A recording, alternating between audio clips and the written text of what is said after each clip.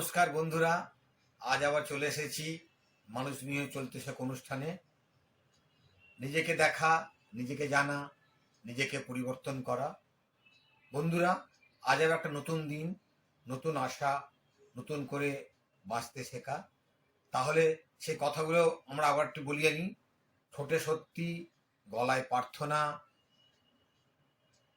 দু হাতে দান, সুখে হাসি, চোখে সহানুভূতি, হৃদয়ে ভালোবাসা, আর অন্তরে দৃঢ় বিশ্বাস।